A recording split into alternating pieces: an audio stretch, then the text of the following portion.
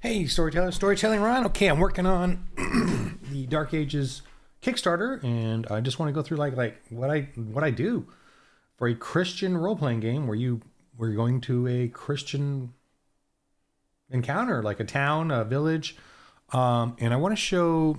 I really am enjoying in the new Dark Ages rulebook, which will be coming out soon. I'm still going through some proofreading and all, but I have in here now new stuff, which is the encounter stuff, helping you to make. Where is it? Helping you to create your world, your settings. You know, and obviously I have this map here, and I'm doing the campaign around this area and around the lake. And then maybe down the road I'll do this, or you guys can do it. You know, make your own. And these are my suggestions of things that kind of go on. And of course, you can create your own areas. I mean, this is such a tiny, small area, yet chock full of adventure. This is a tiny area of the border of northern Italy and Switzerland, the Lake de Lugano region. And I just picked that area just as I don't know, just to be just interesting. And I knew that the church 6th, 7th century was moving up that way. But at the same period, I mean, it's already in France, it's already in England. The Germanic forest is kind of 8th century, I think, but still, you know, but then you can make a setting in there then. And it's so wild and crazy. You can, you know, and obviously I push the envelope as far as myth and folklore and legend and creatures and primordial. And anyway, so I have pagan hex crawl here, which you can start creating your sort of own pagan activity in the area. And when the missionaries go into that area, what they got to investigate the towns and villages, and see what's going on and what evil and what they worship and what they do. And this shows you paganism in its full glory, which we can see returning to the culture today. So that's why I'm doing this game to help you and your kids and young adults play a game where you can start seeing this, and it's reflective of today. But so what I have here, okay, I'm just talking and not focusing here. There is a village. I have a really cool village area. Okay, this thing. And this is helping me a lot with the village stuff. Like, what do you do for a village? What do you do for, you know, when they go into it, and what are you going to put there? And so I have some roles here you can do, like this here, activity nearby, up to D12. And the D12, by the way, is you deciding on whether it's a city, a town. If it's a city, do a D12. If it's a village, do a D4, you know, and roll on this chart. And it just gives you sort of the focus of the town, like what maybe is their main thing. That doesn't mean they don't have the other things in there, but the main thing that's sort of prevalent in the town, in that area. That's kind of what that is. Like, okay, I'm just for the fun, I'm gonna roll one right now. I'm gonna say a town, D8. 6. Slavery, auctions, criminal enforcement, oppressive. Criminal enforcement means heavy crime, slavery. Let me just put, you know what? And I'm just going to go into criminal culture. Let me do that instead. Slavery, auctions, criminal culture, oppressive. So there's your town right there, boy. I don't need to do anything else. Okay. And then I have here, like, if you got a country mill, a market hall, maybe what are the plots? Okay, so the market hall, obviously it's going to be slavery, but let me roll a D6. Keeping that in mind, 6. So success. Oh wait, calamity, lost business, needs help. Okay, so there's your little story that you can add in there. Calamity, lost business, needs help. That's interesting. It's a slavery town, but they've got a big calamity. I don't know. Maybe there's a plague on the slaves. Maybe, you know, you can. Maybe they were attacked. You know, help us. We were attacked, and some thieves stole our slaves. Can you get back our slaves? You know, you know, whatever it is. I mean, and you can do more roles to sort of help you come up with that. Let me see. There's a market hall nearby. Let me go ahead and roll that. I'm like as if I'm plopping down things in this town. A stonemason. So there's a stonemason. They probably the slaves are used for masonry. And this is just to give you a descriptor of the area that you want to create a town in. Tavern plot. So they have a tavern there. I'm kind of going crazy with all this right now, but I'm just showing you. 4, brigands frequent, feared by all. So when you get to the tavern, you're going to get your meal or whatever, and then these brigands come in, and everyone's like obeying them or abiding by them, and they probably are causing a problem here. Want to take over, you know, whatever. Okay. I'm just showing you that, hey, here's something you can do to create your little town or section of a town. And it could be that section of the town, which is the focus of the mission, planning a church in that area. Or this could be the town, the main thing. I also have workshop row here. And I have, by the way, cost of weapons and gear, and it's done in sort of a basic role. Basic things are D4, crafted items D6, useful tools D8, kits and refined things are D10. So you just kind of go up the die ranks there, D4, D6, D8. Armor, obviously, is armor save die number times 10. So if it's a D4, leather armor, then it's 40 denarii, double for any upgrades. So if it's a D6 leather armor, it's still leather armor, and it has all the penalties of a D4, but it's been upgraded to a D6. That's so it's 40 times, so 80 for that, because that one's special. Okay, so sorry, I should cut that out somehow. The end of my little cold. Okay, or whatever it is. So I like to do this because I just want you to have like a range of prices, so that you always got to haggle and have fun with that, as opposed to them looking at, oh, hey, this only costs 4, this only costs 3. I don't want a list of specific costs. I want you to play with that with them when they come into a town to get things, because it's fun. It's fun to do that. Workshop row. So let's just say there's a row of buildings. So you could do one of these, plop them down and use them. These are printable 8 by 8.5 by 11 paper. You can cut these out, put them down, or make your own little town. Workshop row has 6: alchemist, perfumist, and salter. So those are the ones that you can put down, is like the ones they come across, and that's pretty high end. Salter, so it's salt and all kinds of salty things and spices maybe, or whatever. You can have a witch's hut. Now I have the option where that'll pop up in this role here, craft shop duo operations, pretty easily. But you could just decide to have one. So I'm gonna go down to witch hut here, and there's also a witch in town, and she's a bone trinket reader, tribal creepier shamanic. So very kind of tribal-y looking hut, probably a worn down hut in the back. Maybe she appeases the slaves. Like she's there to keep them in line, keep them in order, and tells them their lot in life, and they gotta suffer and all that. I'm just saying, these are things you can add, and then these ones are more outskirty and further out kind of spots that you want. Like they encounter these locations, and there's options there for you.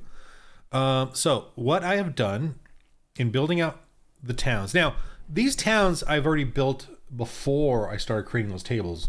So I'm sort of fitting in bits and pieces of it in here where I need it, or where I would like, because I want you guys to have some things, a sandbox, then different factions and factors going on in this little town.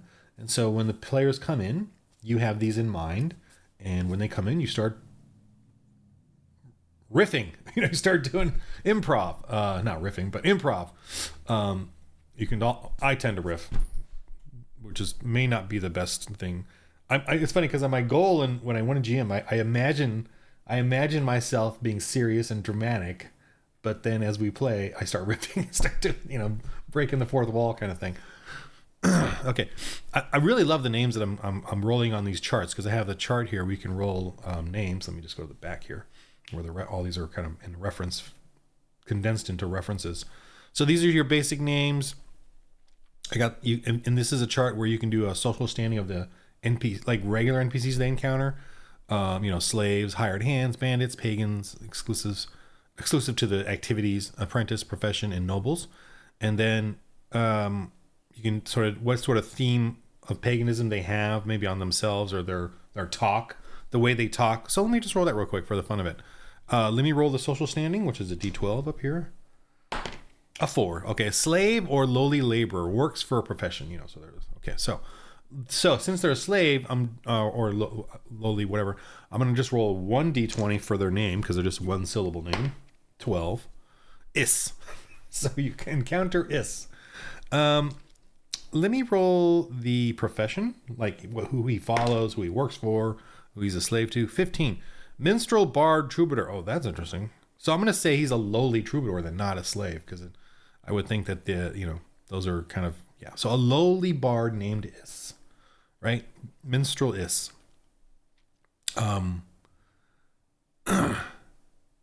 What is your name? Yes. See, my name is Sis. So that'll be fun. That's gonna be fun right there. But also I'm gonna roll the type of paganism this bard is. Let me roll a d12. 2. Animals, totems, animal spirits. So this bard isn't me. And in the forest was the beautiful rabbits. We all worship the rabbits. I'm gonna be that bad as a GM, but I'll get a couple Snickers out of them, so that'll be fun. So there's your character walking along, looking for, obviously Christians are going to do what Christians do and try to convert them. So annoying, but that's great. And then witches' names, sorcerers' names. But I've come up with all these. I roll here to get names, and they really check it out. Merchant and farmer Sevacor. Is that a cool name or what? Sevacor.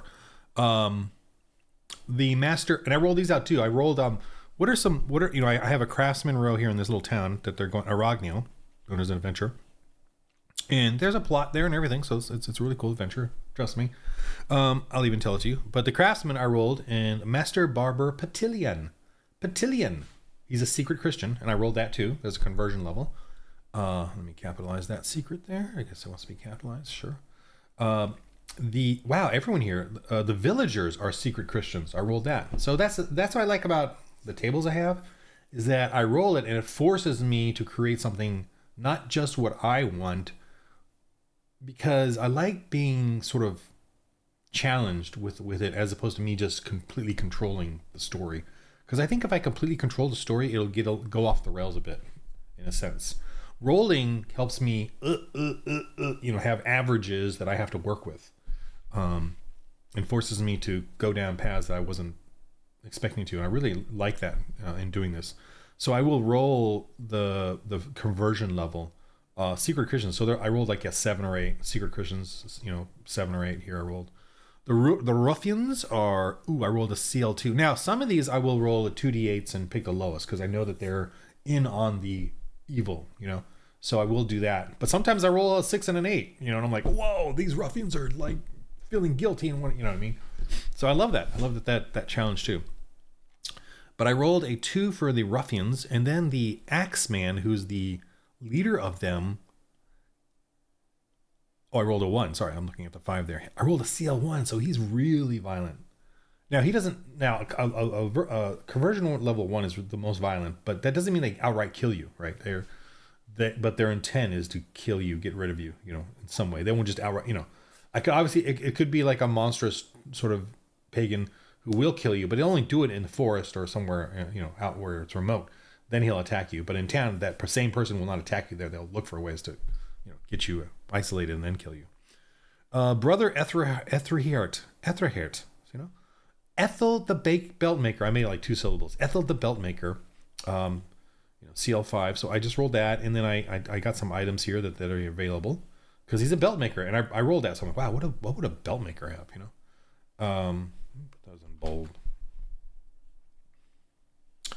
And the prices here I just based off of the little chart, the little sales chart. So the plot here, if you want to zoom in, or I zoomed in on the map here, is pretty cool, man. So the church is failing, destroyed, or ruined because there's a rat infestation, like crazy big giant rats. See, fun little low level adventure.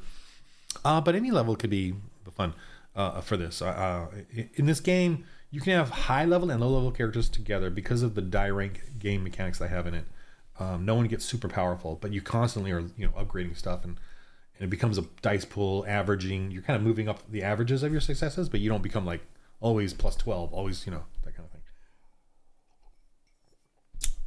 So there's an old mine that goes underneath the church, and a witch and her horned one guards are creating a steroid stew that feeds this rat monster mother who creates these big rats and infest the church. And so she's making it look like the church is cursed and the Christians are weak. And so the whole town is witnessing this cursed infestation and thinking that the church is weak. But underneath there's this whole plot by the witch. See? So that's how you create fun little plots. And obviously the other characters all have their issues as well. I've got little things going on with each of these guys. Oh, did I even give him a conversion level? No. That's interesting. This is sort of an older before. So I'm filling in new characters, but these are from the older before I did the list. But I'm gonna. I didn't put a conversion level on him, which is fine. You know, you guys can kind of play him how you want if there's no conversion level. I do have a story here about him though, so that's fine. I'll leave it open. Here's the brewing witch. She's the brewing witch, Frofisto. I rolled that. Frofisto. That's what came out. And her conversion level is pretty evil, I hope. If I don't have a conversion level, it's like, you know, common sense. You just do what you want. But, you know, very, very evil, obviously. She's obviously specifically doing this, you know. So there's that too. So then we got the barrow mounds here. I'm gonna kind of skip over this because I'm sort of focused on little town things here. But the barrow mounds is a way to have a bunch of different little crypt tomb dungeons. It's in a marsh swamp. This is what the players will see. And these, by the way, my maps I put on here are just examples of how you can create your own, you know, if you want. These are all printable. These are all tokens that I'm provide that you can place. You can make it on your VTT if you have one, or you can do it as a I should fit these better. VTT or a what am I saying? I can't do two things at once like I think I can. Let me move that a little bit. So these are VTT, you know, tokens you can put down, and or they're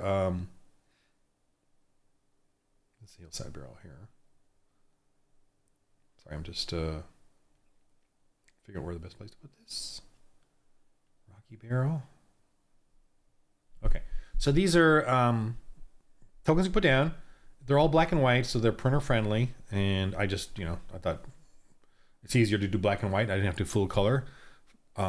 And I also like it because I like that it's a style, but it's also logistically I chose that just to be so that I could quickly make some stuff. I am getting better at it though. I'm getting better at it. You know, so here's the like this is the new iterations of what I've done. I'm trying to go back all the way back up recently to try to get better at making these tokens. These buildings here are the latest ones, and I've, you know, like more ink basically. So this is the older version where I quickly doodled out some stuff because I said I need some tokens, you know, I need some buildings here. So I quickly did these, or with less skill because it was all new to me. Drawing buildings was all new to me. I'm just like, ugh. So it's sort of like sketchy. Now I'm getting a little bit better at it as far as trying to get some ink going and focused more on carefully, you know, going through and doing it better. But I'm going to be doing that from this point on, like more better stuff like that. And, you know, for the dungeons, for the crypts, for the catacombs. Creature wise, I'm trying to still keep it sort of this style, cartoony looking. Little better, little more stuff, details, but try to keep it kind of simple and cartoony looking because I just want to.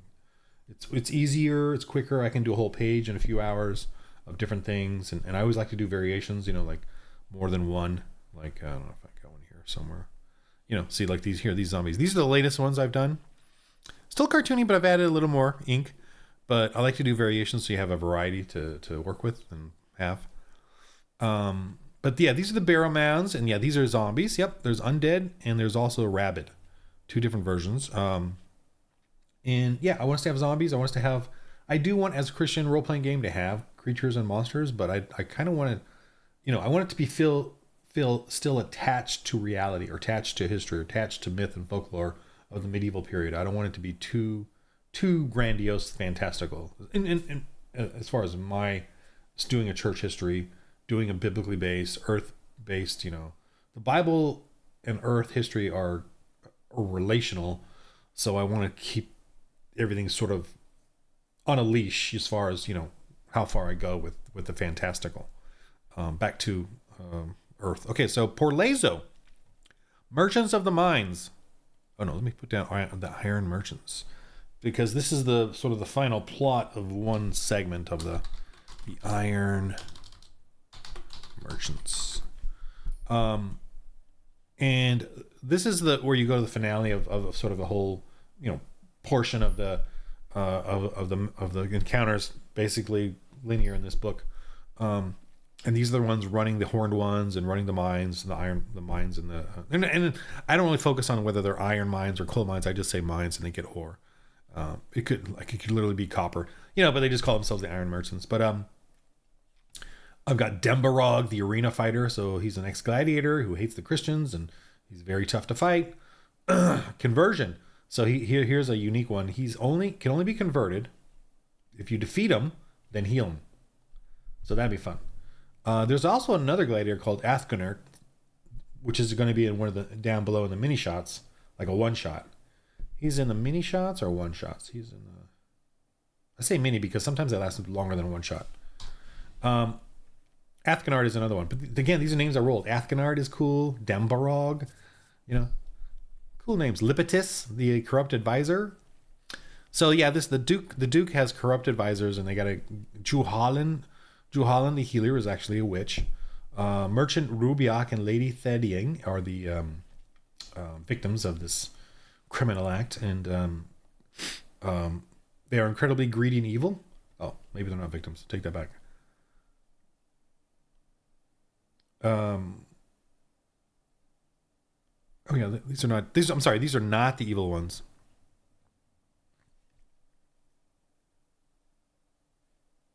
Oh, but they are cursed with ailments. Oh, let me make sure. Freeing of them of such maladies will immediately convert them to the faith. Oh, shoot. I think I rolled over here while forgetting this, because I think there's... All right, I got to make sure I get these two matched up. So let me write a note here. I'm going to put it on the side. I can see it better. Match up the... Oh, wait. Oh, I'm sorry. They're different people. Duke Pizarro and Duchess Lagunia are not even on here as far as their stats, because they're very simple. You just, if you can free them of their maladies. Yeah, okay, sorry. I got that wrong. These are the Iron Merchant people, by the way. The Iron Merchants. So I should probably write that down somehow. Part of the Iron Merchants. Write down just Iron Merchant, leader of the Iron Merchants. There we go. Let me put that down here just so I know. Leader, or just so we both know, leader of the, because I just got confused. Iron Merchants. Okay. Leader of the Iron Merchants. Okay. Putting that there so I remind myself of who this is. They're quite evil. And then I rolled out like a witch hut, a couple of, oh, here's the Duke and Duchess. I have some Iron Merchants here. I rolled out these guys, and this is sort of what I want to get to. Here's some goons: Tachio, Rado, Tadshi. I don't think I rolled those out. I think I just made those up. I'm not sure. It was a while ago. Okay, so I put down the cost of the weapons and gear here just as a reference. Fisherman's Hook is a little arena thing they're setting up there. They're trying to revive the gladiator arena things with Dembarog. Then here I rolled out these Iron Merchants. These are kind of rolled it from the table. And I rolled their conversion level as well. So Fabro Ferrario, the blacksmith. I made this up from, I looked up Latin blacksmith. So these are actually from that and not from the table. Just because I wanted I should look up some Latin names. Oleum Factoria is the oil maker, which means he makes oil. Oleum Factoria. He's the oil maker, and the innkeeper is Capo, and I think that's something to do with the inns. I'm not sure. I forgot. Conversion level 5, conversion level 4, conversion level 5. So I roll these all, and that's what they all are. So there's your challenge to try to these are all Iron Merchants though, so they all kind of know what's going on and what they're doing, and they're so they're sort of somewhat evil. Obviously, the innkeeper feels guilty, and so does the blacksmith, about what they're doing and how horrible they are to other people. So there we go. I rolled it. I rolled just averages too. Maybe I should have rolled 2d8s and picked the lowest and made them a little eviler. But that's what I did. So the witch hut is, and that's good because that's a challenge to just having Iron Merchants who are all plotting evil, but yet one of them is filled raw with guilt or whatever. So that's kind of a challenge for me as a GM to play. And I think that's a fun way for them to find an in to the Iron Merchants, as opposed to a violent murder hoboing. They're going to find, oh, this person they can convert and now learn more and change it from within. So I did a witch hunt, Madame. I rolled this out. Ariza, Madame Ariza. I'm gonna have a fun time doing that. She is a vengeance curse maker, supporting the worship of the Dragoon of the Loch. So we have a dragon of the Loch. Is that here? Yeah, that's here, right? Yeah, that's here. There's a dragoon they worship. Supporting the worship of the Dragon of the Loch, any who make offerings may be safe from this poison maker, but she can make poison to hurt others. Some know her as a healer, but others know her true skills. She works with the Juhalian to poison the Duke's family. See, so there's your plot there. There's an extra pot there. She can do curses, poison attacks, and then rituals. She makes poisons. Has secret list of cures for her poisons. There you go. That's an item to find. And then someone can go with this and start making cures. They could learn cure poison skill, or alchemy or whatever. I mean, one of the characters could do that. That'd be kind of cool, like a nun or something. So the curses, penalty all rolls. That's black magic she has, and poison attack drains vitality. So literally, powder puff, splash of poison, whatever it is, she drains you of your vitality. So hit points, you take damage. So she can do that. She can spend her attacks on that way. And the regular save is a 12. I use a prowess or spirit as the generic. So they can resist it or take the damage, so she can spend, let's say she has 9 magic points. I roll a D10, get a 5, 9 magic points.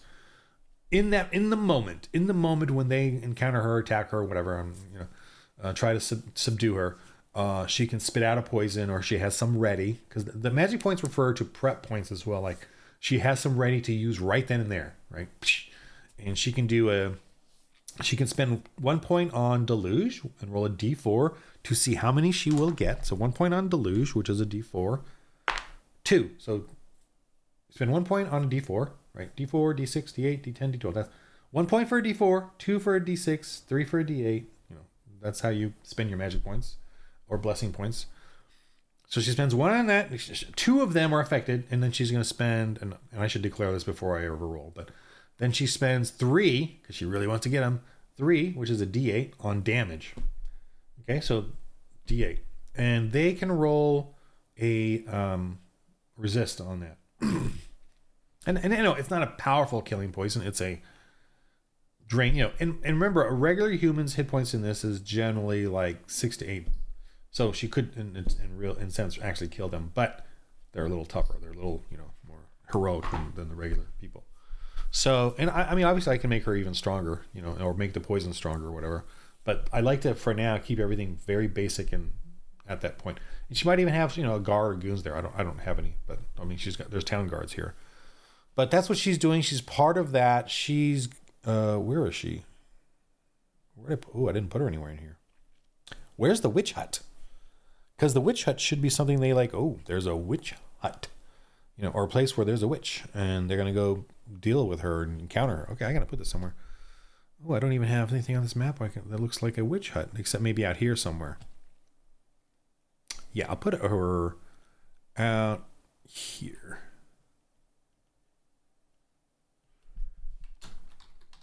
Oops. Witch hut. That way they can now they wouldn't know there's a witch hut out there, but they could hear about it. Maybe I should put it over here. Yeah. Okay, so let me put this here. I'm just going to put an arrow just so they know, just to remind you of where it is, kind of thing. Little basic arrow with a barbed. Why is it white? I want it to be black.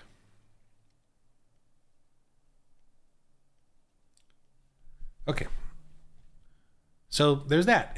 So the plot in this town is, well, it's up to you, really.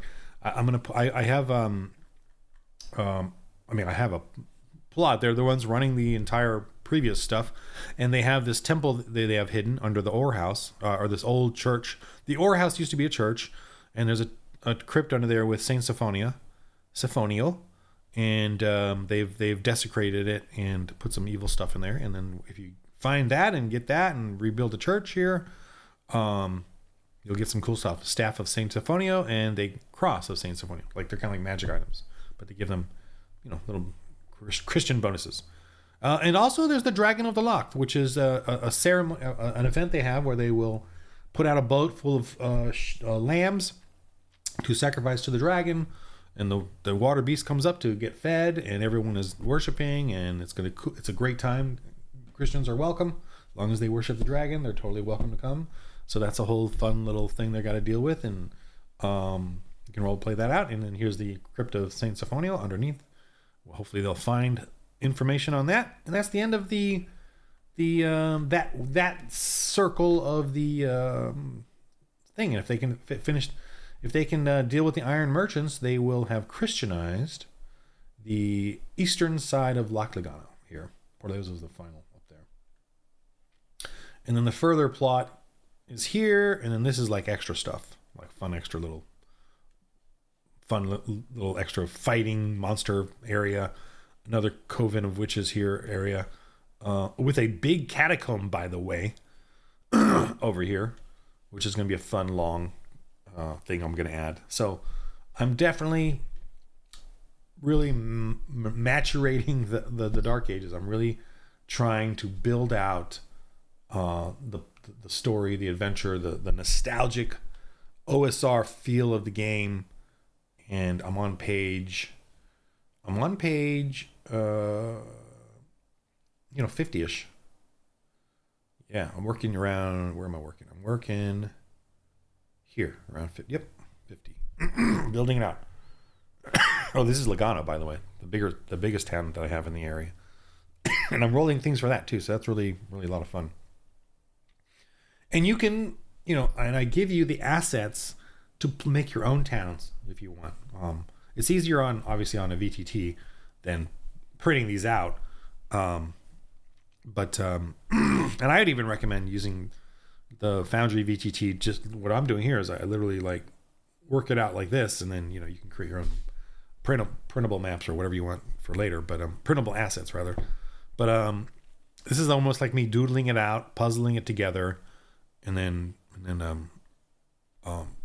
using it for here. And I don't even have any of my new buildings on this one, so you can use those. But now that I have them, I will start using them, but I haven't used it for here. I'll use it for the next more bigger towns and stuff like that. This is meant to be sort of I don't know if it's lower level or beginning, but I feel like I could just do the same thing over and over. I don't have to because of the way the game mechanics work, I don't have to make tons of more powerful, more demigods, super demons, super gods. The characters are human. They're mortal. They're humble. They're Christian. They're not like you don't become super powered in this game. But the adventures are still cool and fun, and so I'm definitely enjoying it in that sense. That I don't have to worry about creating overly powerful things as they progress, and I don't have to worry about ending it either, like them getting 15th, 20th level or anything like that. So it's good. It's great.